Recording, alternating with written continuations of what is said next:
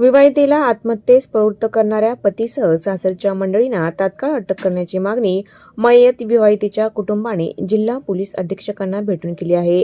भाग्यश्री हिचा विवाह 2009 साली पुणे येथील सोपान पावडे यांच्यासोबत विवाह झाला होता. त्यांना 2 मुले देखील आहेत.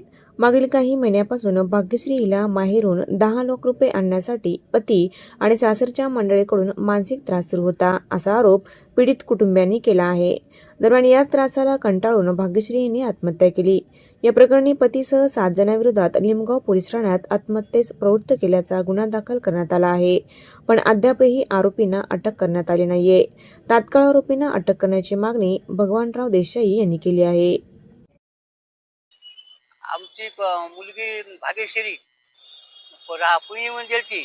सोपानराव साहेबराव पावडे याला मुलगी गेलती. याने आमची मुलगी मारली. तर आम्ही गुन्हा दाखल करायला गेलो.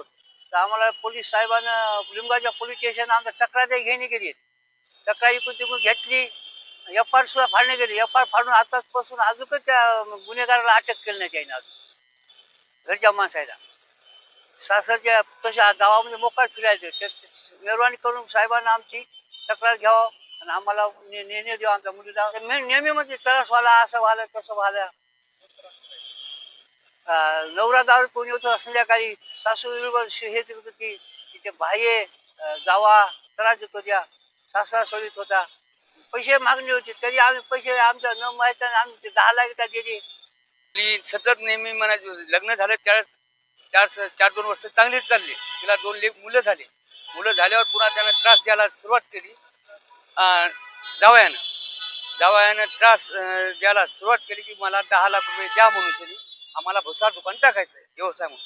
मग आम्ही गावातले पंच कमिटी मिळून त्यांनी त्याला बोलावून घेतलं. 10 लाख दिले. पुन्हा मग 2 वर्ष चांगले चालले. पुन्हा त्याच्या बाद पुन्हा त्यानं सांगितलं की आम्हाला 4 चाकी गाडी घ्यायची. येणं जाणं आम्हाला वसमतून येणं जाणं लांब पडते म्हणून पुन्हा 5 लाख दिले. पुन्हा 2 वर्ष चांगले चालले. पुन्हा मग त्याला त्रास चालू केला.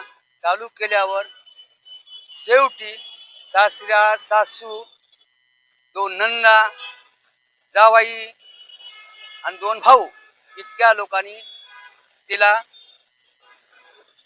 त्रास द्यायला सुरुवात केली व तिने कंटाळी. शेवटी तिनं मग संध्याकाळी तिने त्याला नळ दाबून त्यानं मारली. तर साहेब मग आता आमचं एक म्हणणं आहे, मग आम्ही ही तक्रार करायला गेलो पोलीस स्टेशनला. पोलीस स्टेशनवाल्यानं लिंबगाव पोलीस स्टेशनला तक्रार करायला गेलो. ती तक्रार साहेबानं उगी दोंडी घेतली.